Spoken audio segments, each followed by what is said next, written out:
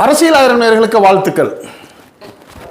சமீபத்தில் ஒன்றிய அரசு மும்மொழி கொள்கையை ஏற்றுக்கணும், அப்படி ஏற்றுக்கலைன்னா உங்களுக்கு நாங்கள் தர வேண்டிய நிதியெல்லாம் தரமாட்டோன்னு சொல்லி மத்திய அமைச்சர் ஒரு கடுமையான வாசகத்தை சொல்லியிருக்காரு. அவருடைய அந்த தர்மேந்திர பிரதானுடைய இந்த பேச்சு ரொம்ப ஆணவமான பேச்சுன்னு சொல்லி தமிழ்நாட்டு மக்கள் மட்டும் இல்லாமல் உலக அரங்கில் உள்ள அரசியல் நோக்கர்களும் இப்போ கருத்து தெரிவிக்க ஆரம்பிச்சிருக்காங்க.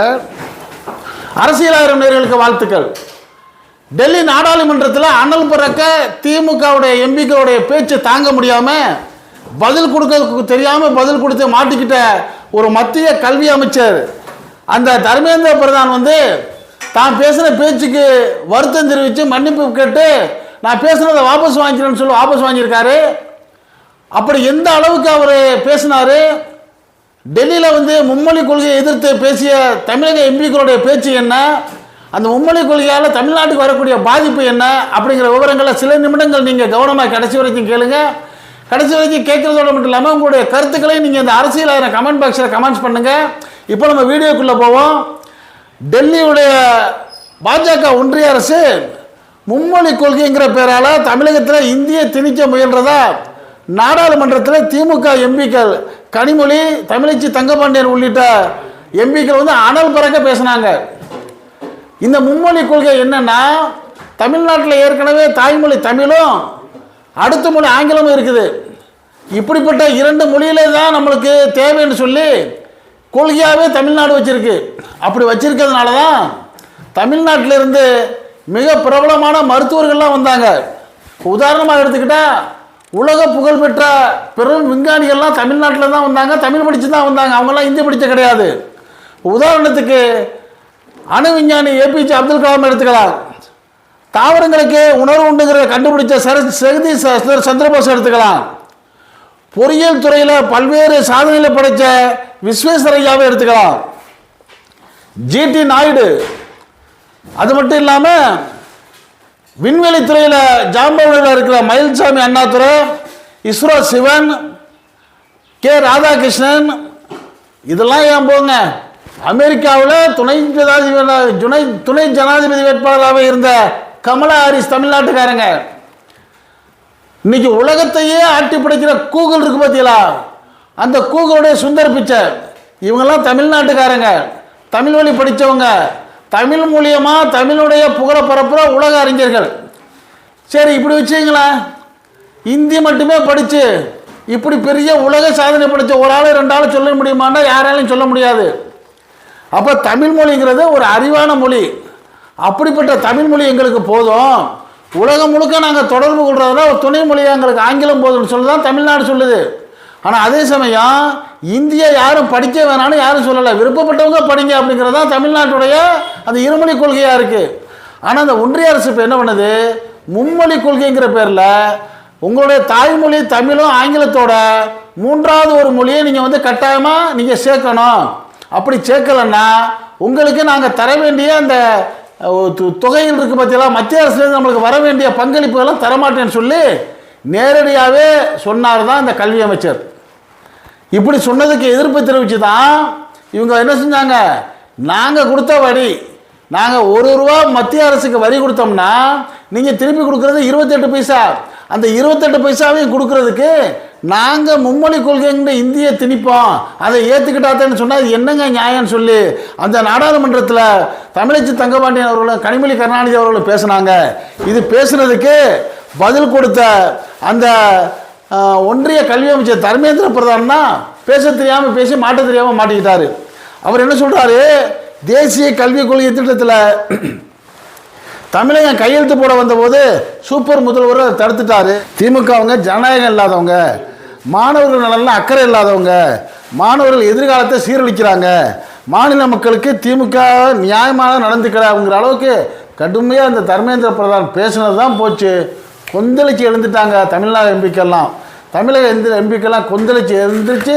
இப்போ நம்ம சொன்ன விவரங்கள்லாம் சொன்னாங்க.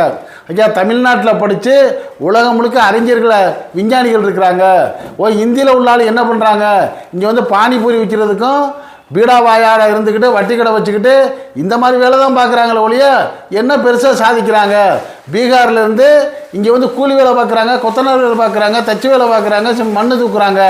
ஆனால் எங்கள் தமிழன் பாருங்கள், தமிழை படித்து தமிழ் மூலியமாக துணை மொழி ஆங்கிலத்தை படித்து இன்றைக்கி உலகத்தையே ஆட்டி படைக்கிற கூகுளுக்கு உள்ள சுந்தர் பிச்சை தமிழ்நாட்டுக்காரரு, ஏன் அமெரிக்காவிலேயே துணை ஜனாதிபதியாக போயிருக்கிற கமலா ஹாரிஸ் தமிழ்நாட்டுக்காரங்க, இந்தியாவுடைய அணுசக்தி விஞ்ஞானத்தை பண்ண அப்துல் கலாம் அவர்கள் வந்து தமிழ்நாட்டுக்காரங்கன்னு சொல்லி பட்டியல் போட்டு சொல்கிறாங்க. உலகத்தில் உள்ள இந்தி மொழி பேசுகிற மாநிலங்களை எல்லாம் நீங்கள் என்ன பண்ணுறீங்க? ஏற்கனவே தாய்மொழியாக இருந்த தாய்மொழியை அழிக்கிறீங்க. பெங்காலி, மராத்தி, தெலுங்கு, குஜராத்தி, உருது, கன்னடம் சொல்லி பல மாநிலங்களில் இந்தி உள்ளே போயிட்டு தாய்மொழியை அழித்து இந்தி மொழியை வளர்க்க பார்க்குறீங்க. உங்கள் நோக்கம், ஆர்எஸ்எஸ் உடைய நோக்கம் இந்தியா முழுக்க ஒரே மொழியாக இந்தி மொழின்னு கொண்டு வந்து அப்புறம் இந்தியையும் அழிச்சிட்டு சமஸ்கிருதத்தை உள்ளே கொண்டு வர்றதுங்க தான் உங்களுக்கு நோக்கம். இதுக்கு நாங்கள் விட்டு கொடுக்க மாட்டோம். இந்த மும்மொழி கொள்கைங்கிறது என்னென்னா, ஒரு மாணவன் வந்து 3 மொழி கற்றுக்கணுமா. அது மட்டும் இல்லாமல் 3ஆம் வகுப்பு, 5ஆம் வகுப்பு, 8ஆம் வகுப்பு பொது தேர்வான். இப்போ +1, 10th, 10வது SSLC, 12வது +1க்கு எப்படி பொது தேர்வு வைக்கிறாங்களோ அது மாதிரி 3ஆவதுக்கு வைக்கணும், 5ஆவதுக்கு வைக்கணுமா, 8ஆவதுக்கு வைக்கணுமா. ஒரு 3ஆவது மாணவன் வந்து ஒழுங்காகவே படிக்க தெரியாத மாணவன், அவனுக்கு படிப்பு தட்டி கொடுத்து நம்ம கொண்டு வர்றது இல்லாமல் அவனை 3 மொழி படி, தெரியாத இந்தி மொழியும் படின்னு சொல்லி அவன் அதில் ஃபெயில் ஆகிட்டான்னா என்ன பண்ணுவான்? அடுத்தாப்புல மேற்படிப்புக்கு 4ஆவதுக்கு 5ஆவதுக்கு போகவே மாட்டான். அப்போ அவன் அந்த படிப்பு வீணாயிரும். அப்போ என்ன சொல்லுது இந்த ஒன்றிய அரசு? வீணாக போனால் போய்த்துட்டு போகுது. அப்பாவுடைய குலைத்தொழிலை பாருங்கள், அவங்க திட்டம் வெளியே வருது பார்த்தீங்களா? உங்கள் அப்பா தச்சராக இருந்தால் தச்சர் வேலையை பாரு, அவங்க வந்து முடி திருத்துறவங்க முடி திருத்துற வேலையை பாரு, விவசாயம் இருந்தால் விவசாய வேலையை பாரு, மூட்டை தூக்குறவங்க இருந்தால் மூட்டை தூக்குற வேலையை பாரு, கூலி தொழிலாக இருந்தால் கூலி தொழிலாக வேலை பாருன்னு சொல்லி குலக்கல்வி திட்டத்தை திணிக்கிறதுக்கு தான் இந்த மும்மொழி திட்டங்கிற ஒரு மோசமான திட்டத்தை இது அறிமுகப்படுத்துது. இது அறிமுகப்படுத்துறதுனால இந்தியாவில் உள்ள பெரும்பாலான மாநிலங்கள் பாதிக்கப்படுங்கிற அந்த முன்னறிவிப்பை உணர்ந்த மாநிலம் தான் தமிழ்நாடு. இது அறிவான மாநிலம். தமிழக மக்களை காப்பாற்றணும், தமிழ் மொழியை காப்பாற்றணும், தமிழகம் வந்து தன்னுடைய உரிமையை நிலைநாட்டணுங்கிறதுல உறுதியாக நிற்கிற இந்த திராவிட முன்னேற்ற கழகத்துடைய தலைவர் மாண்புமிகு தமிழக முதலமைச்சர் மு.க. ஸ்டாலின் அவருடைய இந்த நடவடிக்கையை பல மாநிலங்கள் இப்போ வரவேற்க ஆரம்பிச்சிட்டாங்க. இப்படி அந்த தமிழ்நாட்டை தவறுதலாக பேசுனதுனால கொதிச்சு எழுந்த அந்த நாடாளுமன்றத்தில் உள்ள அந்த தமிழ்நாட்டு எம்பிக்களுக்கு பதில் சொல்ல வழி இல்லாமல் வெக்கி தலை குனிஞ்சு அந்த அவர் என்ன சொல்கிறாரு? நான் பேசுனது தவறு, நான் பேசுனதுக்கு வருத்தம் தெரிவிச்சுக்கிறேன், உங்கள் மனசு நோகிற மணி நான் பேசலைன்னு சொல்லி இந்த தர்மேந்திர பிரதான் வந்து இன்றைக்கி வாபஸ் வாங்கியிருக்கிறாரு. வாபஸ் வாங்கினது இருக்கட்டும், பேச்சை வாபஸ் வாங்கினது மட்டும் முக்கியம் இல்லை. நீங்கள் ஒன்றிய அரசு இந்த மும்மொழி கொள்கைங்கிறத எங்கள் தமிழ்நாட்டில் திணிக்கக்கூடாது. அது மட்டும் இல்லாமல் எங்களுக்கு சேர வேண்டிய அந்த நிதிகளை வந்து நீங்கள் கட்டாயம் கொடுக்கணும். அது மட்டும் இல்லாமல் இந்த மறுபரிசீலனைங்கிற பேரில் நாடாளுமன்ற தொகுதியை வந்து குறைக்கிற முயற்சியை, எங்களை பலவீனப்படுத்துகிற முயற்சியெல்லாம் நீங்கள் ஈடுபடக்கூடாதுன்னு கடுமையான கண்டனத்தை வந்து இன்றைக்கி தமிழ்நாட்டில் உள்ள எம்பிக்கள் வந்து மத்திய அரசுக்கு கொடுத்துருக்குறாங்க. நிச்சயமாக அவருடைய குரல் வெல்லும். தமிழ்நாட்டையும் தமிழர்களையும் அழிக்க ஒழிக்க, தமிழ்நாடு மட்டும் இல்லை, தமிழ்நாடு போல் அந்த கேரளாவாக இருக்கட்டும், கர்நாடகாவாக இருக்கட்டும், தெலுங்கானாவாக இருக்கட்டும், இது போன்ற மாநிலங்கள்லாம் ஒழிக்க திட்டமிடுற ஒன்றிய பாரதிய ஜனதாவுடைய அந்த சூழ்ச்சி திட்டங்களுக்கு இடம் கொடுக்காம நம்ம எல்லாம் ஒன்றிணைன்னு சொல்லி தமிழக முதலமைச்சர் மு.க. ஸ்டாலின் அவர்கள் எடுக்கக்கூடிய நடவடிக்கையை எல்லாரும் பாராட்டுறாங்க. இது பற்றிய உங்களுடைய கருத்துக்களை நீங்கள் அரசியலான கமெண்ட் பாக்ஸில் கமெண்ட்ஸ் பண்ணுங்கள். இந்த செய்தி பிடிச்சிருந்தா இதுக்கு ஒரு லைக் கொடுங்க. இது போன்ற அரசியல் செய்திகள் உள்ளது உள்ளபடி எந்த விதமான இடைச்சல்களும் இல்லாமல் நாட்டில் 4 பக்கம் நடக்கக்கூடிய செய்தியை உங்கள் வீட்டுக்குள்ளே 4 சூழலுக்குள்ளே கொண்டு வந்து சேர்க்கக்கூடிய நம்ம அரசியல் ஆயிரம் சேனலுக்கு இதுவரை சப்ஸ்கிரைப் பண்ணாதவங்க சப்ஸ்கிரைப் பண்ணுங்கள். மறக்காமல் பக்கத்தில் இருக்க பெல் ஐக்கானை கிளிக் பண்ணுங்கள். அப்போ தான் நம்ம போடக்கூடிய ஒவ்வொரு வீடியோவும் உங்களுக்கு நோட்டிஃபிகேஷன் காட்டும்.